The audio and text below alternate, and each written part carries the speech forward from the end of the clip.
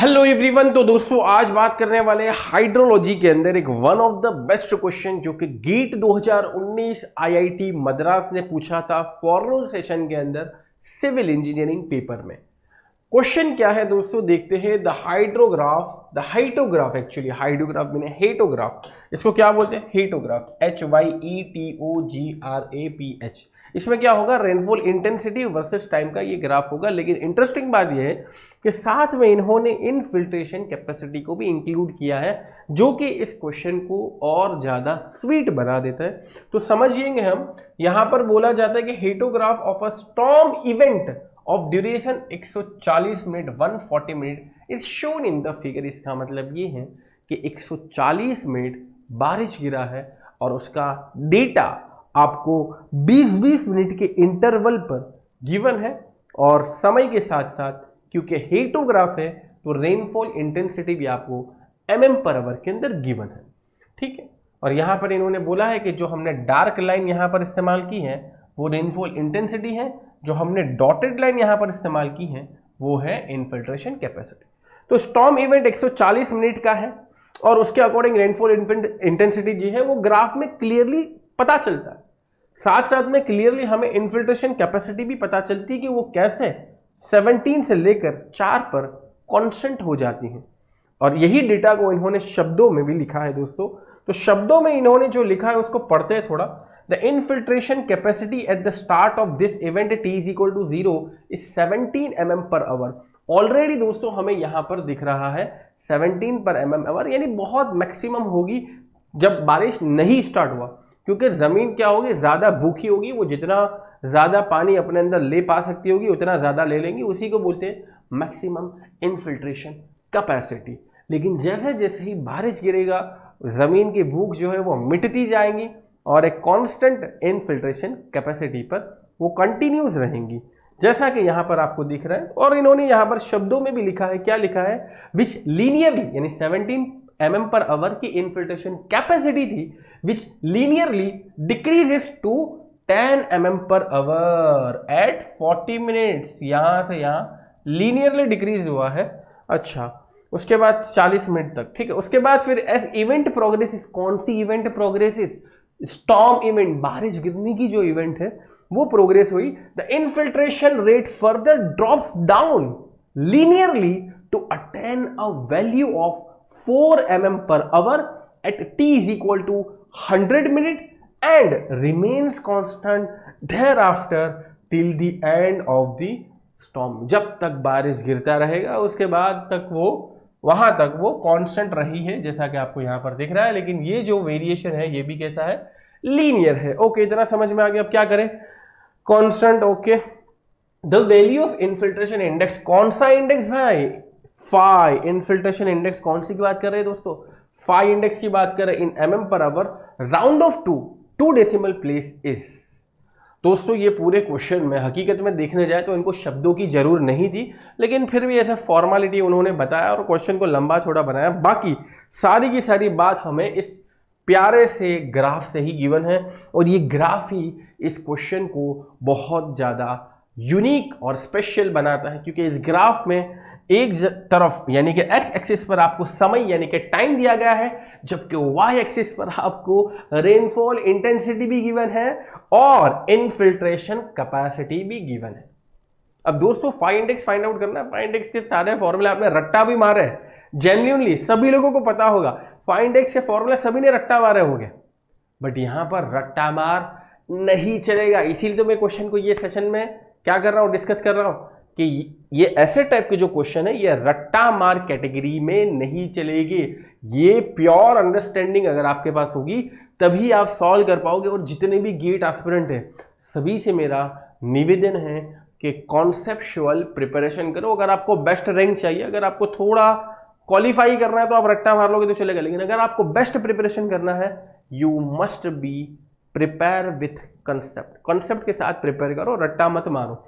ठीक है, तो अब मैं क्या करूं इसमें? सबसे पहले देखो, अगर फाइंड इंडेक्स कैसे भी तरीके से, 2-3 अप्रोच है फाइंड इंडेक्स फाइंड आउट करने के, अगर मैं कैसे भी तरीके से फाइंड आउट करूं उसमें मुझे रन ऑफ तो चाहिए कि कितना पानी जमीन पर बहा, वो हमें हिसाब चाहिए, तो ही हम फाइंड इंडेक्स फाइंड आउट कर पाएंगे।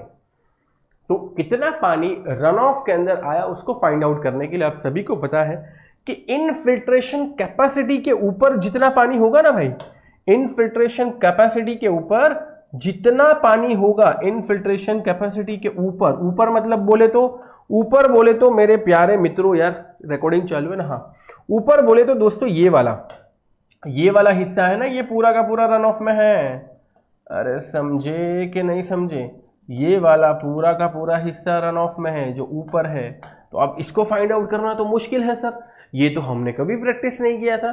तो मेरे प्यारे दोस्तों, मैं इतना बेहतरीन अप्रोच आपको बताने वाला हूं कि आपने सही में इससे बेस्ट अप्रोच शायद नहीं देखा होगा, है ना, क्योंकि बहुत सारी किताबों के अंदर भी मैंने देखा और बहुत सारे इनफैक्ट क्लासेस के अंदर भी हम लोग भी फ्लो में यही आपको सॉल्व करवाते। क्या सॉल्व करवाते कि भाई आप एक काम करो, इतना ट्राइंगल, इतना रेक्टेंगल कंसिडर कर लो, उसके बाद फिर आप ये ट्राइंगल कंसिडर कर लो, उसके बाद आप फिर ये रेक्टेंगल कंसिडर कर लो और इस तरीके से प्रोग्रेस करो।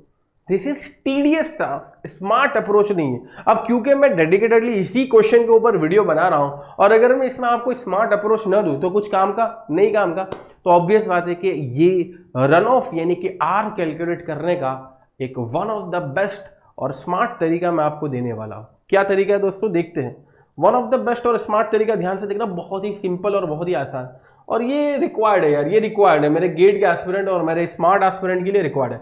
मैं क्या करूंगा पता है, देखो मैं क्या करूंगा, मैं सोचूंगा कि भाई ये पूरे के पूरे लंबे के लंबे कॉलम ये मेरे लिए कैलकुलेट करना आसान है। हाँ, तो जब ये लंबे लंबे कॉलम जब मैं कैलकुलेट कर लूंगा दोस्त, जब मैं ये लंबे लंबे कॉलम जो है वो कैलकुलेट कर लूंगा, उसमें से अगर मैं ये एरिया माइनस कर दूं तो समझे, अरे भाई मैं लंबे लंबे जो कॉलम है वो कैलकुलेट कर लेता हूं, उसमें से ये नीचे वाला एरिया माइनस कर लूं ना, ये भी तो कैलकुलेट करना आसान है। क्या होगा भाई, सिंपल है, ये एरिया तो है ना, 1/2 ये हाइट प्लस ये height divided by multiply by base, simple है ना, मतलब एक तरीके से ट्रेपेजोइडल जैसा बन गया। तो ये एरिया माइनस कर दूंगा, तो मैं क्या करूंगा, अभी कैलकुलेशन में पूरा ले लेता हूं, यानी r इज इक्वल टू मैं क्या लिखूंगा, ये पूरा का पूरा 15 रेक्टेंगल, और ये कितने मिनट के लिए है, 20 मिनट के लिए। लेकिन क्योंकि मुझे इसको रन ऑफ को mm के अंदर फाइंड आउट करना है, और ये 15 किसके अंदर है, 15 ये 15 mm प्रति आवर के अंदर है, तो 15 mm प्रति आवर के अंदर है, तो मेरे को क्या मल्टीप्लाई करना पड़ेगा, आवर मल्टीप्लाई करना पड़ेगा। तो ये जो 20 मिनट है इसके लिए मैं क्या लिखूंगा, अरे 20 डिवाइड बाई 60 लिखूंगा। और सिमिलरली ये वाला रेक्टेंगल, 10 वाला रेक्टेंगल भी मैं कंसीडर कर लेता हूं, और 20 मिनट के इंटरवल पर, तो 10 प्लस अब मेरे को मल्टीप्लाई करना है 60 और 80, ये भी 20 मिनट का इंटरवल है, तो 20 डिवाइड बाई 60 प्लस सिमिलरली ये वाला रेक्टेंगल कंसीडर कर लो 8 और 20 डिवाइडेड बाई 60। बट हकीकत में मेरे प्यारे दोस्तों, हकीकत में तो ये पूरे के पूरे एरियाज नहीं है, हकीकत में ऊपर वाले हैं, तो नीचे वाला क्या करना पड़ेगा, अपने को माइनस करना पड़ेगा। अब जब नीचे वाला माइनस करना पड़ेगा मेरे प्यारे दोस्तों, तो बहुत ही सिंपल है यार, नीचे वाला माइनस करना। ये वाली हाइट देखो, ये कितनी हाइट है, ये 10 तक है ना भाई, ये देखो 10 तक है ना, 10 की लाइन 10 तक है, तो -10 प्लस ये वाली कितनी हाइट है, ये वाली कितनी है, ताकि ये पूरा एरिया माइनस हो जाए, तो ऑटोमेटिकली बाय डिफॉल्ट मुझे ऊपर का, ये स्मार्ट अप्रोच। बाकी ये छोटे छोटे एरिया कैलकुलेट करना बेकार और टीडीएस अप्रोच है, मैं सही में बता रहा हूं, ठीक है। भले आपने इसको इस्तेमाल भले ही किया हो एग्जाम में, अगर मान लो कि 2019 का पेपर हो सकता है, तो अगर मैं भी होता तो मैं भी शायद ऊपर वाला कर लेता, क्योंकि एग्जाम के अंदर क्या होता है कि सबसे बेस्ट अप्रोच मैं आपको बता दूं, फैक्ट बता दूं, एग्जाम में सबसे बेस्ट अप्रोच क्या होता है पता है, या इवन टेस्ट सीरीज में भी ये चलेगा, क्योंकि टेस्ट सीरीज भी एक तरीके से एग्जाम है। सबसे बेस्ट अप्रोच वो होता है जो दिमाग में सबसे पहला है और वर्क कर जाए। सबसे बेस्ट अप्रोच वो होता है जो दिमाग में सबसे पहले आए और वो वर्क भी कर जाए, वो बेस्ट अप्रोच होता है। अगर वर्क नहीं कर रहा तो ऑब्वियस बात है कि बेस्ट अप्रोच नहीं। लेकिन ये तो कब की बात की मैंने, एग्जाम की बात की, टेस्ट सीरीज की बात। लेकिन जब हम लर्न करने, पढ़ाई करने, डेडिकेटेडली मैं इसके ऊपर वीडियो बना रहा हूं, तो फिर उसमें मैं डेफिनेटली स्मार्ट अप्रोच बताऊंगा ना। क्यों? क्योंकि यहां पर मेरा सिर्फ और सिर्फ इसी क्वेश्चन के ऊपर फोकस है, इसी को ही मुझे आपको समझाना है और आपको समझना है। आप जब समझने के लिए बैठो तो आप सुपर अप्रोच या स्मार्ट अप्रोच की तरफ जाओ, लेकिन जब आप अप्लाई करने की तरफ बैठो तो उस वक्त जो दिमाग में पहले आ रहा है और वर्क कर रहा है उसके साथ आगे बढ़ो, उसमें रुकना नहीं है। यहां पर समझने के दौरान रुक रुक के आप आगे बढ़ोगे तो चलेगा, लेकिन एप्लीकेशन के दौरान रुक रुक के आगे तक चलोगे तो नहीं चलेगा। आप सोचोगे कि एक क्वेश्चन मेरे सामने आया, अब जब तक मुझे इसका बेस्ट अप्रोच नहीं मिल जाता मैं आगे नहीं बढ़ूंगा, तो वो तो बेवकूफी है, क्योंकि वहां पर आगे बढ़ना जरूरी है। लेकिन जब आप लर्न करने बैठो और आप सब जब लर्न करने बैठो तो आप बोलोगे अगर थोड़ा बहुत भी समझ जाऊंगा तो मैं आगे बढ़ूंगा, ये बेवकूफी है यहां पर। क्योंकि आप जब समझने बैठो तो उस वक्त नेसेसरी है कि आप आराम से रुक रुक के हर चीजों को अच्छे से समझ के आगे बढ़ो। लेकिन जब एप्लीकेशन करने बैठो तो उस वक्त रुकना नहीं, उस वक्त आगे बढ़ना है। तो क्योंकि अभी हम समझने बैठे हैं इसलिए ये बेस्ट अप्रोच में डिस्कस करता हूं। बाकी एग्जाम में अगर किसी ने ये ऊपर वाले छोटे से एरिया कैलकुलेट करके आर निकाला तो भी चलेगा, ठीक है। लेकिन क्योंकि अभी मैं आपको ये समझा रहा हूं तो बेस्ट ही समझाऊंगा ना यार। चलो तो ये 10 हो गया अपना, ये कितना हो जाएगा 4, क्योंकि इन्होंने बोला है कि खुद 4 mm पर आवर तक ये आपके इनफिल्ट्रेशन कैपेसिटी रुकती है तो और कांस्टेंट रहती है। तो ये हो गया आपका, ये दोनों हाइट हो गए, मल्टीप्लाई बाय बेस कितना है भाई, बेस तो 100 और 40, 100 में से 40 जाएंगे तो 60 बचेंगे, तो 60 डिवाइड बाई 60 कैलकुलेट कर लो दोस्तों, कैलकुलेट कर लो। 4 mm आ रहा है कि नहीं आ रहा, मतलब क्या पता चला इसका, R is equal to 4 mm क्या शो करता है पता है, अरे R is equal to 4 mm show करता है कि इस पूरी रेनफॉल इवेंट या इस पूरी स्टॉर्म इवेंट में जो आपका रन ऑफ निकल गया ना वो मात्र सिर्फ और सिर्फ 4 mm जितना है, बाकी का कहां गया, जमीन पी गई है ना। 140 मिनट जो स्टॉर्म गिरा है, 140 मिनट जो स्टॉर्म गिरा है उसमें रन ऑफ की बात करें तो वो 4 mm मात्र है, बाकी का जमीन पी गई। अब ये तो ठीक है, बात की बात रही, प्रैक्टिकल बात ही रही, बट सर फाई इंडेक्स कैसे निकालेंगे। तो फाई इंडेक्स मेरे प्यारे दोस्तों आपको निकालना है तो आपको ऐसे रेनफॉल इंटेंसिटी को पकड़ना पड़ेगा जिसने रन ऑफ में पार्टिसिपेट किया हो। फाई इंडेक्स निकालेंगे भाई, फाई इंडेक्स निकालेंगे तो हमें ऐसा प्रेसिपिटेशन चाहिए, ऐसी रेनफॉल इंटेंसिटी चाहिए जिसने रन ऑफ में पार्टिसिपेशन किया हो। और इसी वजह से हम डिवाइडेड बाय क्या लिखते हैं, TE, time for effective rainfall. Effective rainfall हम डिफाइन कैसे करते हैं, ऐसा रेनफॉल जिसने रन ऑफ में पार्टिसिपेशन किया हो।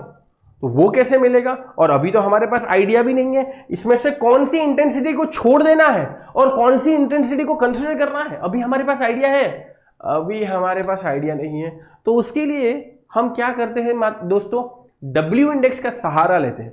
तो अभी मैं फाई इंडेक्स पर जाने से पहले W इंडेक्स का सहारा लूंगा जिससे मुझे पता चले कि कौन सी इंटेंसिटी को मुझे छोड़ देना है, यानी कि कौन सी रेनफॉल इंटेंसिटी ने इफेक्टिव रेनफॉल या बोल दो कि रन ऑफ के अंदर पार्टिसिपेट नहीं किया है।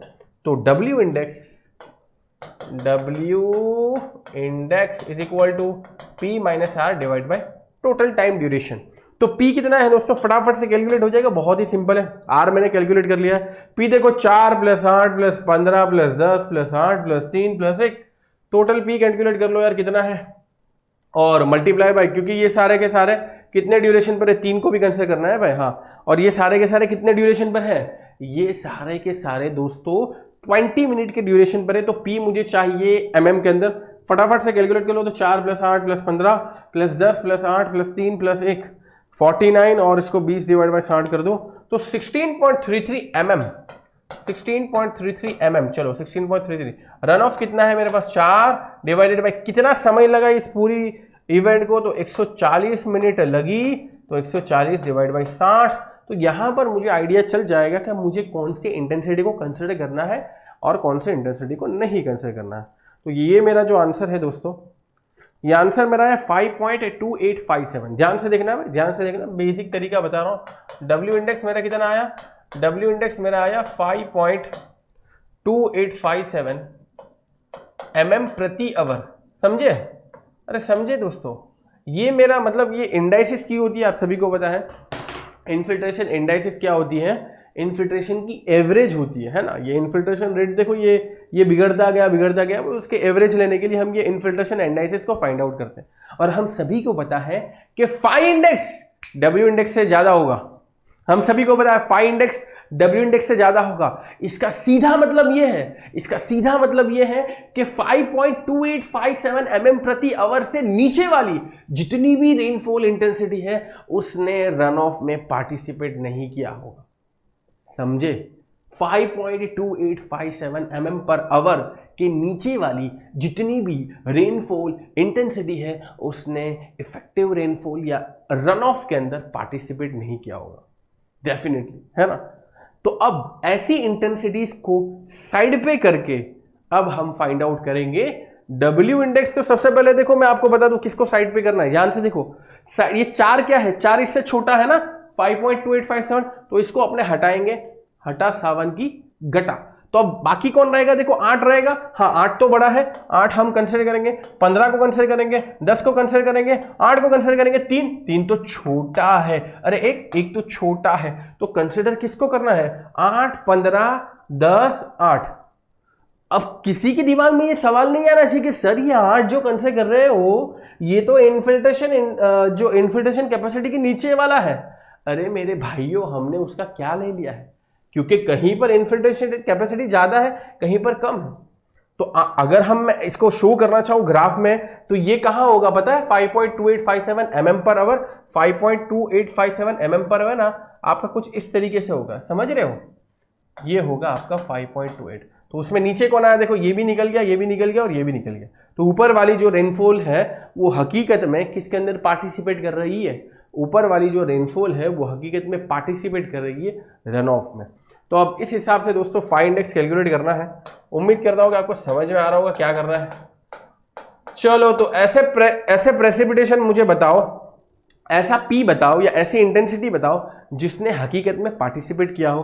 तो मैंने ऑलरेडी आपको यहाँ पर बता दिया 8, 15, 10 और 8, तो सबको ले लो, 8, 15, 10 और 8, और फिर इस सबको है ना भाई ये mm पर आवर में, इस सबको mm में कन्वर्ट करना पड़ेगा। सो 20 divide by 60 minus R 4m, और डिवाइड बाई टाइम कौन सा आएगा, अब यहां पर टोटल टाइम नहीं आएगा क्योंकि आपने कैसी इंटेंसिटी ली है, आपने ऐसे इंटेंसिटी ली है या आपने ऐसा प्रेसिपिटेशन लिया है या आपने ऐसा रेनफॉल लिया है जिसने इफेक्टिव रेनफॉल में पार्टिसिपेट किया, जिसने रन ऑफ 4 mm के अंदर पार्टिसिपेट किया। तो दोस्तों अब ऐसा ही हमें वक्त लेना पड़ेगा। तो ऐसा वक्त देखो, यहाँ की 20 मिनट, यहाँ की 20 मिनट 40, यहाँ की 20 मिनट 60 और यहाँ की 20 मिनट कितनी होती है 80। तो 80 मिनट को अगर आवर में कन्वर्ट करेंगे तो आप चेक कर सकते हो फाई इंडेक्स की वैल्यू। फटाफट से यार, फटाफट से फाई इंडेक्स की वैल्यू कितनी आ जाएंगी दोस्तों, फाई इंडेक्स की वैल्यू मेरे प्यारे मित्रों यहाँ पर आ जाएंगी 8 + 15 + 10 + 8 multiply by 20 divide by 60 minus 4 divided by 80 और multiply by 60, 7.25 exactly correct answer दोस्तों, 7.25 mm प्रति आवर, ये है आंसर। आई थिंक जो सबसे ज्यादा मजा आई होगी ना, अगर जेन्युइनली तुमने वीडियो देखा है तो लाइक करना है, दोस्तों को शेयर करना है, वो तो मैं बोलूंगा ही, बट जेन्युइनली सबसे ज्यादा जो मजा आई होगी ना आपको इसमें आई होगी, सबसे ज्यादा जो मजा आई होगी आर कैलकुलेट करने में, क्योंकि ये मैंने बहुत ही आसान तरीका आपको बता दिया, ठीक है ना। और उम्मीद करता हूँ कि पूरा क्वेश्चन समझ में आ गया होगा। एक एक्स्ट्रा चीज बताओ, अगर आपको दूसरे तरीके से सॉल्व करना है ना तो आप इसको ऐसे भी सॉल्व कर सकते हो भाई, किसी को ये अप्रोच नहीं इस्तेमाल करना तो ये वाला अप्रोच भी कर सकता है, R = summation of I - 5 multiply by T, यहाँ से भी कर सकता है दोस्तों। ये अप्रोच, ये भी सेम टाइप ऑफ अप्रोच है, मतलब उसी का ये एक अलग ग्रुप है, ऐसा ही बोलेंगे, ठीक है। उसमें क्या होता है, R आप यहाँ पर 4 रखते हैं, फिर आपको ऐसी इंटेंसिटी लेनी है जो कि 5.285 से ज़्यादा हो, यानी जिससे पार्टिसिपेट किया हो रन ऑफ के अंदर। तो उसके अंदर आप क्या करते हैं, उसके अंदर फिर वही 8 + 15 ये सब लेते हैं इंटेंसिटी, और -5 लेकिन सब में करना था, और फिर मल्टीप्लाई बाई टी करते हैं, ठीक है। तो मल्टीप्लाई बाई टी में आपका वही टाइम आता जो यहाँ पर रखना था आपको। तो इस तरीके से आप इस वाले अप्रोच से भी सॉल्व कर सकते हो। तो 7.25 mm पर आवर इस क्वेश्चन का पर्टिकुलर आंसर है। उम्मीद करता हूँ कि ओवरऑल क्वेश्चन आपको समझ में आ गया होगा और सबसे ज़्यादा आपको ये चीज़ अच्छी लगी होगी। वीडियो को समाप्त कर दो दोस्तों, इसके बाद भी हम और बेस्ट लेवल के क्वेश्चन लाते रहेंगे। सब्सक्राइब कर लीजिए अगर नहीं किया है तो, और फ्यूचर में मिलते दोस्तों, बाय, टेक केयर।